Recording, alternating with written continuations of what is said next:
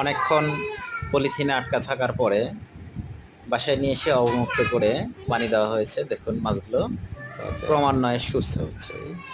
পানি পেয়ে কিছু মাছ মাছগুলো কেটে ক্রমান্বয়ে গেছে, সুস্থ আর হচ্ছে। কিছু মাছ সুস্থ হওয়ার জীবিত চিত্রটা আছে। দেখুন।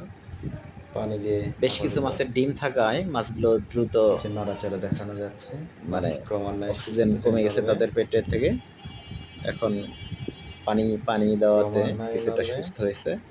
উল্টেই তারা চলাচল করতেছে। উল্টা সময় সিধা দিলে হয়ে যাবে। আরেকটু আরেকটু সুস্থ হয়ে উঠবে।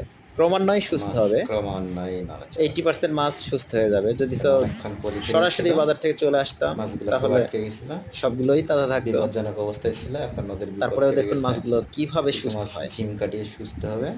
পানি ট্যাপের পানি ছেড়ে দিছিলাম, অনেকটা অক্সিজেন ঝিম প্রবাহিত কাটে হয়েছে, সুস্থ যার হয়ে যাবে, কারণে ঠান্ডা পানি দেওয়া হয়েছে। যেগুলা একেবারে ডেড না হয়েছে সেগুলো আবার কাম ব্যাক করতেছে।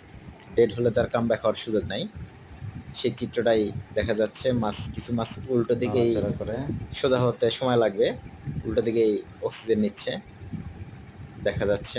এটাই কিছু মাছের মাছ চিত্র। আসলে ভালোই মাছকে একটু নড়াচড়া করে, খোলা অবস্থায় আনলে ভালো হতো, একটু পরে আনা উচিত। মারামারিও করবে।